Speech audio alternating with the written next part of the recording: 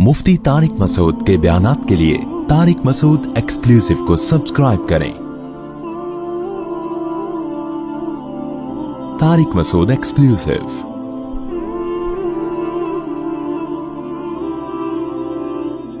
हज़रत उमर रज़ी अल्लाह ताला अन्हु हदीस के रावी हैं, मशहूर हदीस जिसको हदीस जिब्रील कहा जाता है कि आप सल्लल्लाहु अलैहि वसल्लम की महफिल में एक शख्स आया और क्या था, शदीदु बयाद सियाब, इंतहाई सफेद कपड़े उस शख्स ने पहने हुए, शदीदु सवाद शार, इंतहाई स्याह बाल, ला युरा अलैहि असरु सफर वला यारिफुहु मिन्ना अहद। कितनी अजीब बात है, कह रहे हम में से कोई उसे जानता भी नहीं था लेकिन उस पे सफर के कोई आसार थे भी नहीं। तो बहुत अजीब सी बात है या नहीं है कि एक बंदे के इतने सफेद कपड़े, जबकि वो इस महल्ले का भी, क्योंकि पहले तो ऊंटों पे पैदल आते थे ना, तो भाई मैले कपड़े होते, हम कहते हैं पता नहीं कहीं से कहां से आया होगा, मिस्र से आया होगा, शाम से आया होगा, कहीं से आया होगा। वो लोग तो सब एक दूसरे को जानते थे, जैसे गांव में जानते, सदियों से इकट्ठे रह रहे हैं, लेकिन कपड़ों की सफेदी से लग रहा है भाई मकामी आदमी अभी नहा धो के आया है, मगर हम में कोई उसको जानता नहीं है। और ऐसा जवान के उसके इंतहाई से अहबाल, और नबी से इतनी बेतकल्लुफी का इजहार जैसे कोई पुराना दोस्त हो। हत्ता असनद रुकबतैहि इला रुकबतैहि व वज़अ कफ़ैहि अला फ़ख़िज़ैहि, अपने घुटने नबी के घुटनों के साथ मिला दिए, ऐसे दो जानों चिपक के बैठ गया, और अपने हाथ अपनी या नबी की रान मुबारक पे रख दिए। तो कितना अजीब मंजर है। लेकिन हजरत उमर फरमाते हैं हम में ये गोया हदीस का मफहूम है कि हम में हिम्मत नहीं हुई कि नबी से पूछे कि ये कौन है। भाई देख रहे हैं बस, जो भी मंजर है देखते रहो, हो क्या रहा है। भाई नबी जब ना उसको डांट रहे हैं ना उसे कुछ कह रहे हैं, होगा कुछ हमें नहीं पता। और फिर आगे क्या फरमाते हैं कि नबी से सवाल पूछा, या मोहम्मद अखबिरनी अनिल इस्लाम, आप मुझे बताओ इस्लाम क्या है। तो आप सल्लल्लाहु अलैहि वसल्लम ने बताना शुरू किया, अल इस्लाम अन तशहद अल्ला इलाहा इल्लल्लाह व अन्ना मुहम्मद रसूलुल्लाह। सब सहाबा बैठे हुए हैं, सब ये मंजर देख रहे हैं, मगर किसी की हिम्मत नहीं है कि वो नबी की मजलिस में पूछ ले। तो चुप करके देखते रहो क्या हो रहा है। हम होते 20 दफा हम दरमियान में पहले उसको गिरबान से पकड़ के बाहर निकालते हैं, तो तू है कौन, किससे पूछ के आया है, और तू पहले बता, तू तेरे कपड़ों पे ना कोई असर है, जिन तो नहीं है कहीं। भाई देख रहे हैं कि जब नबी कुछ नहीं कह रहे तो सबसे ज्यादा एतराज किसको होना चाहिए था, नबी को। तो नबी हमसे ज्यादा जानते हैं, तो जब वो खामोश है तो हम भी क्या करें, चुप करके बैठे रहे, आराम से खामोशी से बैठे रहे।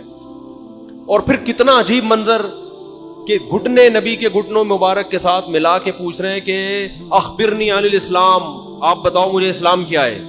तो आपने फरमाया इस्लाम ये है कि गवाही दो कि अल्लाह के सिवा कोई इबादत के लायक नहीं और मोहम्मद सल्लल्लाहु अलैहि वसल्लम अल्लाह के बंदे और रसूल हैं। व तुक़ीमस सलात व तुतियस ज़कात व तसूम रमज़ान व तहुज्जल बैत इन इस्तताअत इलैहि सबीला। रमजान ज़कात दो, रमजान के रोज नमाज कायम करो, ज़कात दो, रमजान के रोजे, और इस्तिताअत है तो हज करो। फरमाते हैं उसने कहा सदक़ता, ए मोहम्मद आपने सच कहा। हजरत उमर कहते हैं हमें और अजीब, फ़अजिबना यसअलुहु व युसद्दिक़ुहु, भाई सवाल भी पूछ रहा है और खुद ही कह रहा है सच कहा। तो ये तो इम्तिहान लेने के लिए आया है, और इम्तिहान किसका हो रहा है, माज़अल्लाह पैगंबर सल्लल्लाहु अलैहि वसल्लम का। भाई जो सवाल पूछता है वो ये तो नहीं कहता कि आपने जवाब बिल्कुल सही दिया है, इसका मतलब आपको तो पहले से पता था, तो पूछ क्यों रहे हमसे। लेकिन किसी सहाबी में ये हिम्मत नहीं हो रही कि नबी के महफिल में सवाल पूछे कि या रसूल अल्लाह, जब ये पूछा क्यों इसने, ये तो माज़अल्लाह आपका इम्तिहान लेने आया कोई। फिर उसने पूछा, जिब्रील, वो बाद में पता चला वो फरिश्ते जिब्रील अलैहिस्सलाम थे। फिर पूछा कि मल ईमान क्या है, मल ईमान। तो उन्होंने आप सल्लल्लाहु अलैहि वसल्लम ने फरमाया ईमान ये अल्लाह पर, उसकी किताबों पर, उसके रसूलों पर, उसके फरिश्तों पर, आखिरत के दिन पर, तकदीर पर ईमान लाया जाए। सदक़ता, सच कहा। फिर उन्होंने पूछा कि एहसान क्या है। फिर आपने फरमाया ताबुदल्लाह का अन्नका तराहु फ़इन लम तकुन तराहु फ़इन्नहु यराक, अल्लाह की ऐसे इबादत करो जैसे तुम देख रहे हो, क्योंकि वो तो तुम्हें देख रहा है। सदक़ता, उसने कहा बिल्कुल सच कहा मतस्सा, क़यामत कब आएगी। तो आप सल्लल्लाहु अलैहि वसल्लम ने ये नहीं फरमाया ला अदरी, मुझे नहीं पता, क्योंकि आपको मालूम था कि जैसे मुझे नहीं पता सामने वाले को भी नहीं पता। समझ रहे हो, ये किसी को भी नहीं पता। तो यहां आपने जवाब में ये नहीं कहा मुझे मालूम नहीं है, بلکہ آپ نے بتا دیا کہ جیسے تمہیں معلوم نہیں ہے یہاں تم صدقہ نہیں کہہ سکتے، جیسے مجھے معلوم نہیں ہے تمہیں بھی، اس لیے آپ نے فرمایا مل مسئول عنہا بأعلم من السائل۔ عربی بڑی خاندانی زبان ہے، خدا کی قسم عربی جو ہے نا بڑی پیاری زبان ہے، کسی کو صحیح آتی ہو تو عربی کی بلاغت کا عربی میں ہی مزہ ہے۔ مل مسئول عنہا بأعلم من السائل، جس سے پوچھا جا رہا ہے وہ پوچھنے والے سے زیادہ نہیں جانتا، جس سے پوچھا جا رہا ہے وہ پوچھنے والے سے زیادہ نہیں جانتا۔ قرآن کی بعض آیتیں ایسی وجد والی ہے نا کہ مزہ آتا ہے ان کو پڑھنے میں۔ جو موسیٰ علیہ السلام کو اللہ نے کہا تھا نا قلنا لا تخف انک انت الاعلی، اس کا اردو میں ترجمہ نہیں بنتا۔ موسیٰ علیہ السلام کے سامنے جب جادوگر تھے نا تو جادوگروں نے ہزاروں لاٹھیاں پھینکی، سانپ بن کے حضرت موسیٰ کی طرف دوڑنے لگی۔ قرآن کہہ رہے فَأَوْجَسَ فِي نَفْسِهِ خِيفَةً مُوسَىٰ، موسیٰ نے دل میں کیا محسوس کیا؟ خوف۔ دیکھو قرآن کے الفاظ یہ نہیں ہے کہ موسیٰ گھبرانے لگے، کیونکہ اگر گھبرانے لگتے نا دشمن پہ روب ختم ہو جاتا، دشمن کہتا ہار گئے۔ قرآن دل کی کیفیت بیان کر رہے، موسیٰ نے گویا اپنے ظاہر پہ کنٹرول کیا ہوا تھا، سمجھ رہے؟ ظاہر پہ کیا کیا ہوا تھا حضرت موسیٰ علیہ السلام نے؟ کنٹرول کے مجھے بالکل گھبراہٹ نہیں ہے، لیکن قرآن دل کی کیفیت بیان کر رہا ہے، دل میں کیا تھا؟ خوف۔ یہ بلاغت ہے۔ فَأَوْجَسَ فِي نَفْسِهِ، خاف موسیٰ نہیں ہے، موسیٰ خوفزدہ ہو گئے۔ اس لیے کہ ہم کہتے ہیں نا فلاں خوفزدہ ہو گیا، تو اس سے یہ متبادر ہوتا ہے کہ یعنی دیکھنے میں ایسا لگ رہا تھا کیا ہو گیا، اس خوف کے آثار دل سے کہاں آئے؟ جسم پہ۔ حضرت موسیٰ نے اپنے اوپر کنٹرول کیا کہ یہ اتنا بڑا مقابلہ ہو رہا ہے اسلام اور کفر کا، ایمان اور کفر کا، کہ اگر میں گھبرانے لگا نا ان کے سامنے تو یہ ان سے ان کا مورال کیا ہو جائے گا؟ بلند۔ تو قرآن کہہ رہا ہے اوپر سے تو بڑے کانفیڈنس کے ساتھ، لیکن دل کی کیفیت کون جانتا ہے؟ اللہ۔ فَأَوْجَسَ فِي نَفْسِهِ، قرآن کہہ رہا ہے دل کے اندر موسیٰ کو خوف محسوس ہوا۔ قلنا، ہم نے کہا، ہم نے کیا کہا؟ دل کے اندر وحی کی اللہ نے بھی، دل گھبرا رہا ہے تو دل میں وحی کی، لا تخف، اے موسیٰ خوف مت کر، انک انت الاعلی، آج کے دن تو ہی غالب ہوگا۔ یہ نہیں کہا انک الاعلی، نا نا نا نا نا، انک الاعلی نہیں کہ تو غالب ہوگا۔ انکا، دیکھو انکا کا معنی بھی وہی ہے جو انکا انتا ہے، کا مطلب بھی تو، انتا کا معنی بھی تو۔ تو جب ایک دفعہ کا کہہ دیا تو دوبارہ انتا کہنے کی کیا ضرورت ہے بھائی؟ ابے چھوڑو یار، رہنے تو، تم لوگ کو بہت مشکل ہے بات سمجھا۔ مجھے مزہ آ رہا ہے نا اس آیت میں، وہ آپ سوچ بھی نہیں سکتے۔ قرآن یہ نہیں کہہ رہا انک الاعلی کہ تو کیا ہو جائے گا، تو ہی برتر ہوگا، تو ہی غالب ہوگا۔ انکا انتا، یہ تاکید کے لیے، اے موسیٰ تو، صرف تو، ٹھیک ہے نا، اکیلا۔ الاعلی، اور اعلی بھی نہیں ہے، اصولی طور پر خبر پر الف لام داخل نہیں ہوتا۔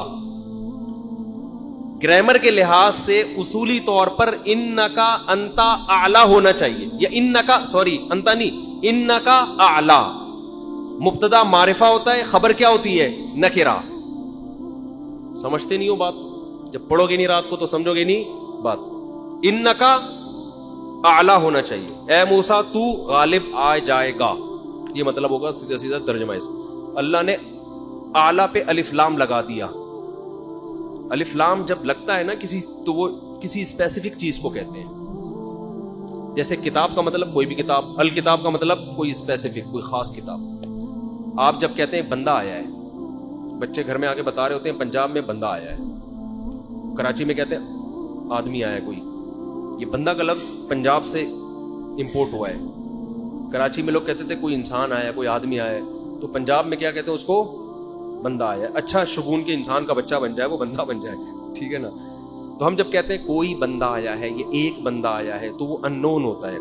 ابو کو بتا رہے ہوتے ہیں ابو ایک انکل آئے ہیں، اس کا مطلب کیا ہوتا ہے؟ کوئی ہے۔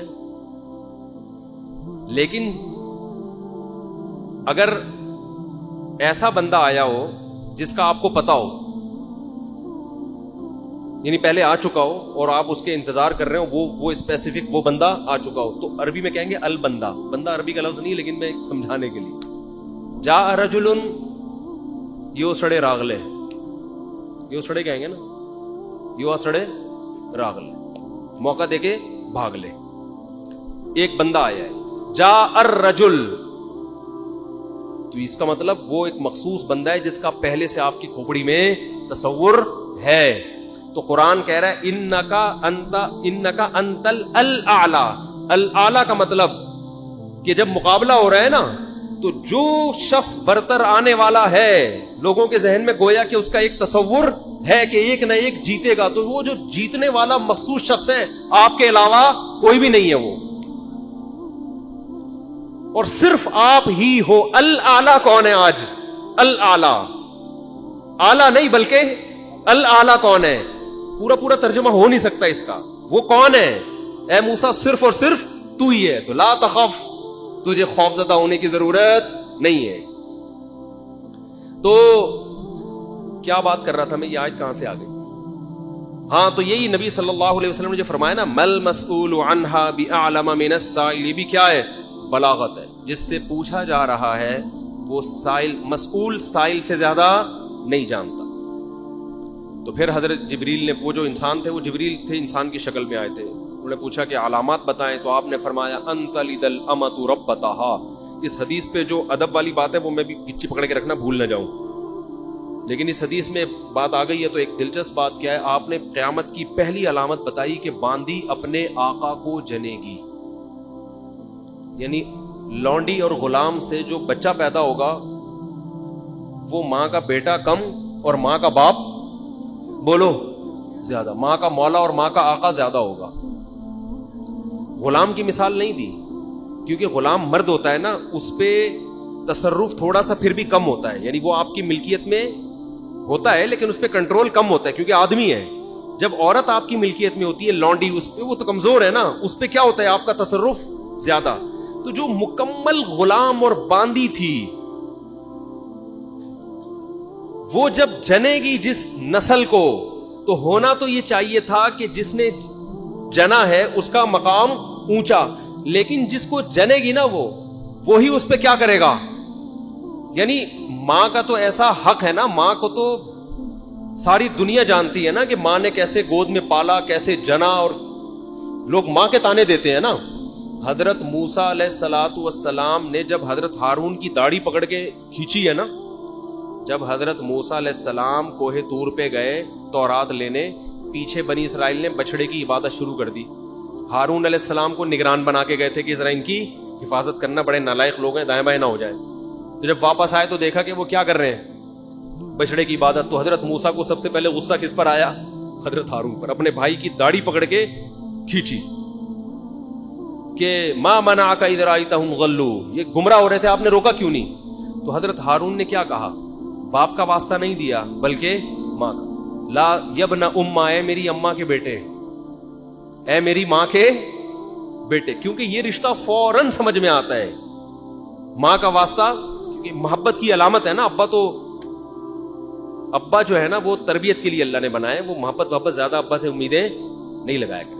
ابا کی ایک الگ ویلیو ہے, محبت بہت زیادہ کرتے ہیں ابا, لیکن وہ جتلاتے نہیں ہیں. وہ کہہ رہے ہیں تمیز سے, زیادہ لاڈ پیار دکھاؤ گے نا ابا, یہ ہو گیا تمیز سے بیٹھ وہاں جا کے آرام سے, ٹھیک ہے نا, جو بات ہے ادب تمیز. ماؤں کو زیادہ ادب تمیز نہیں, ماؤں کو لاڈ چاہیے ہوتے ہیں. تو اس لیے ابا محبت تو بہت کرتے ہیں لیکن وہ آسانی سے سمجھ میں نہیں آتی کیونکہ تعظیم اس پہ غالب ہوتی ہے. اماں کی محبت 2 منٹ میں سمجھ میں آ جاتی ہے. تو جب بھی واسطہ دیا جاتا ہے کس کا؟ اماں کا. تو حضرت ہارون بھی واسطہ کس کا دے رہے ہیں کہ بھائی ایک ہی ماں کے ہم دونوں اولاد ہیں, آپ اتنی سختی تو نہ کریں نا, ماں کا واسطہ دے رہا ہوں آپ کو, یبن امہ, اے میری اماں کے بیٹے. تو ماں جو اتنا قریبی رشتہ ہے, جس کی محبت سب کو سمجھ میں آتی ہے, اس کو غلام بنا لینا تو یہ کھوپڑی میں آنے والی بات نہیں ہے. لیکن حدیث میں کیا آتا ہے, قرب قیامت میں بیٹا کیا ہوگا, ماں پہ حکومت کرے گا, بیٹا ماں پہ حکومت کرے گا. تو ہونا تو یہ چاہیے تھا کہ جو جنے, وہ جس کو آپ جن رہے ہیں وہ کوئی ایک قسم کی لونڈی غلام ہو, ماتحت ہو, لیکن الٹا حساب ہو رہا ہوگا. تو یہ بھی پتا چل رہا ہے کہ ادب مارکیٹ سے کیا ہونا شروع ہو جائے گا, شارٹ. مطلب حدیث کا یہی ہے کہ چھوٹے جو ہے نا وہ بڑوں کی جگہ ہو جائیں گے, اور بڑے, اور یہ خدا کی قسم آج اپنی آنکھوں سے میں دیکھ رہا ہوں, زیادہ تر لبرل لوگوں کے گھروں میں دیکھ رہا ہوں, دیندار گھروں میں کم. باپ اور ماں اپنے بچوں کو اسکولوں میں 15-20 ہزار روپے فیسیں دے کر بدتمیز بنا رہے ہیں باقاعدہ پیسوں کے ذریعے. یعنی اسکولوں میں پڑھا رہے ہیں, ماڈرن اسکول ہیں, اور بہت ہی ماڈرن قسم کے اسکول جن میں مذہب نہیں ہے. بچہ انگلش بہت اچھی بول لیتا ہے, اور ٹھیک ٹھاک فیسیں دے کے کیا کر رہے ہیں, اپنی نافرمانی پیسے دے کے سکھا رہے ہیں. آج بھی میرے پاس ایک کیس آیا, کسی کو نہیں پتا چلے گا کس کی بات ہو رہی ہے. ایک صاحب نے کہا میں نے اپنی بچی کو ایڈمیشن کروایا, میں 20 ہزار روپے فیسیں دے رہا ہوں, اور وہ چرس پی رہی ہے, وہ پتہ نہیں کتنے لڑکوں سے دوستیاں لگا رہی ہے. تعلیم کو فوکس کرنے کے چکر میں تہذیب کا بیڑا غرق کر دیا. یعنی گویا کہ پیسے دے کے باقاعدہ کیا کیا جا رہا ہے, اپنے بچوں کو خراب کیا جا رہا ہے. تو جنا بھی خود, احسان بھی خود کیا, اور نکلا کیا رزلٹ, وہی آپ پہ کیا کر رہا ہے حکومت. وہ آپ کی ایک بات ماننے کے لیے تیار نہیں ہے. تو یہ وہ دور ہے جس سے ہم گزر رہے ہیں. تو اس میں بھی ادب کی تلقین کی گئی ہے. جب کچھ اس طرح کے لوگ آتے ہیں نا میرے پاس, کہ باپ بیٹا بیٹھا ہوا ہوتا ہے اور باپ اپنے بیٹے کی شکایتیں کر رہا ہوتا ہے بڑے دھیمے لہجے میں کہ بچے کو غصہ نہ آ جائے, اور بیٹا جواب دے رہا ہوتا ہے بڑی اونچی آواز میں. یہ میں نے بہت دیکھ لیا ہے, بہت دیکھ لیا اپنی زندگی میں. اس سے مجھے فوراً وہ حدیث یاد آتی ہے کہ اس کو باپ ہونا چاہیے اور اس کو بیٹا. باپ کو یہ ڈر لگتا ہے کہ یار اب میری اولاد ہے, یار میں کوئی اونچی آواز سے وہ ایک دم میٹر نہ گھوم جائے. دیکھو یہ اولاد کے نالائق ہونے کی علامت ہے کہ آپ نے اپنے باپ کو یہ اتھارٹی نہیں دی ہے کہ وہ آپ کو ڈانٹ سکے. اگر آپ کا باپ آپ کو ڈانٹتے ہوئے گھبراتا ہے نا, خدا کی قسم یہ باپ کے خراب ہونے کی دلیل نہیں ہے, یہ اولاد کے خراب ہونے کی دلیل ہے. یہ اولاد کے خراب, وہ ڈر لگتا ہے اس کو کہ یار کچھ بول دوں تو ایسا نہ ناراض ہو جائے. میں نہیں کہہ رہا اولاد پہ بیجا سختیاں کریں یا خام خواہ میں ڈانٹ ڈپٹ کرتے رہیں, اس سے تو ڈپریشن کے مریض بنتے ہیں.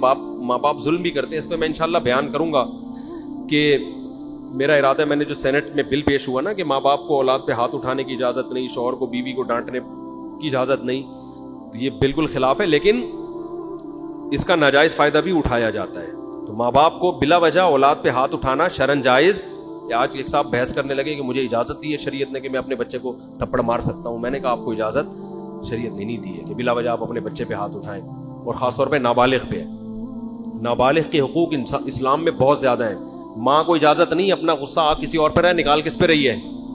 میں نے ماؤں کو دیکھا ہے طبیعت خراب ہے, جھنجلا رہی, بچے کو پکڑ کے طبیعت سے کوٹ دیا اس کو بیچارہ. بعض بچے ماں کی چنگیز خان جیسی مائیں ہوتی ہیں, وہ بچے ٹھٹر کے ان کی جو گروتھ ہے نا وہی رک جاتی ہے ان کی. اتنا سختی کا ماحول انہوں نے گھر میں دیکھا ہوتا ہے. تو یہ نہ باپ کے لیے جائز ہے اور نہ ماں کے لیے. تو اس میں علماء کے واقعات بھی سناؤں گا کہ اپنی اولاد کو مارنے سے پہلے کیا ان کے اصول تھے کہ ہم زیادتی نہ کر بیٹھے. تو یہ بھی ہے. اچھا خیر, تو جلدی سے بات کو یہ سمیٹ کے ختم کرتا ہوں. یہ کیا ہو گیا. تو رسول اللہ صلی اللہ علیہ وسلم کی محفل میں حضرت جبریل آئے تو حضرت عمر فرماتے ہیں, تو حضرت عمر رضی اللہ تعالیٰ عنہ فرماتے ہیں فلبثت ملیہ, میں نے جب یہ منظر دیکھا تو میں بہت دنوں تک ٹھہرا رہا. یعنی کچھ دن گزرنے کے بعد بھی حضرت عمر کی ہمت نہیں ہوئی کہ نبی سے پوچھے کہ یا رسول اللہ یہ کون تھے, یہ کیا ہے احترام, کہ بھئی ایسا نہ نبی صلی اللہ علیہ وسلم ناراض ہو جائیں. خود کیوں نہیں بتا رہے بھئی, یہ اہم بات ہوتی تو آپ صلی اللہ علیہ وسلم تو خود معلم تھے, خود بتاتے. تو فرماتے ہیں کچھ دن کے بعد خود نبی نے مجھ سے پوچھا کہ عمر جانتے ہو وہ شخص کون تھا؟ میں نے کہا اللہ اس کے رسول ہی زیادہ جانتے ہیں. فرمایا ہذا جبریل اتاکم یعلمکم دینکم, یہ جبریل تھے, انسانی شکل میں آئے تھے تمہیں تمہارا دین سکھانے کے لیے. اس سے پتہ چلتا ہے کہ تعلیم کا صرف یہ طریقہ نہیں ہے کہ استاذ بیٹھ کے بچوں کو پڑھاتا رہے سارا دن بیٹھ کے. یہ نیچرل وے آف ٹیچنگ ہے کہ ایک ماحول بنا دیا, ایک شخص آ رہا ہے, صحابہ اچھا پھر ایک تعجب کی فضا قائم کی گئی تاکہ نا ان کو یہ محفل یاد رہے. اگر ایسا ہی ہوتا وہ نارمل ڈریس, سفر والے ڈریس میں آتے تو یہ تو نارمل مجلس ہے, بھائی کوئی مسافر آیا ہے. ایسا ایک مخمصے میں ڈالا گیا کیونکہ جب کوئی ایسی عجیب سی محفل ہوتی ہے نا تو دماغوں میں بیٹھ جاتی ہے, اس کا ایک ایک منظر یاد رہتا ہے. تو اس سے ماحول کی تبدیلی کا بھی انسان پہ اثر پڑتا ہے. تو صحابہ کیا کر رہے ہیں؟ نبی صلی اللہ علیہ وسلم سے سوال پوچھنے سے پہلے ایک اور واقعہ سنا کے بس یہ میں ٹاپک ختم کرتا ہوں. ایک اور واقعہ ہے، حدیث میں آتا ہے کہ آپ صلی اللہ علیہ وسلم نے ظہر یا عصر کی نماز پڑھائی، صحیح حدیث ہے. اس میں آپ نے 4 کی جگہ 3 رکعتیں پڑھا دی. کتنی؟ 3. اب صحابہ سوال نہیں پوچھ رہے کہ یا رسول اللہ یہ آپ سے غلطی سے ایسا ہوا ہے، کیا ہوا ہے؟ خوف زدہ. حضرت ابو بکر اور عمر بالکل پیچھے بیٹھے ہوئے ہیں. حدیث میں آتا ہے فہابا ان یتکلماہ، آپ گھبرائے کہ آپ اس بارے میں نبی سے سوال پوچھیں. کیوں؟ ہو سکتا ہے نبی کو اس بات پہ غضب آ جائے کہ بھائی جب میں نے 3 پڑھائی ہیں تو میرے 4 پڑھنے سے جب چاہ کہ ہاں تمہاری یہ نیکی لکھی جا رہی ہے تو حلال کی طرف آؤ اور کسی کی مت سنو. سمجھتے ہو؟ بائک پہ گاڑی پہ پہلے سے موسٹ وانٹڈ لکھ کے لگا دو، کسی کی مت سنو. اس میں ٹینشنیں آئیں گی، برداشت کرو اللہ کے لیے. سمجھتے ہو؟ میں اپنی ٹینشنوں کے قصے سنانا شروع کر دوں آپ پاگل ہو جاؤ گے. آپ کہتے ہو مسا بڑے ہنسی خوشی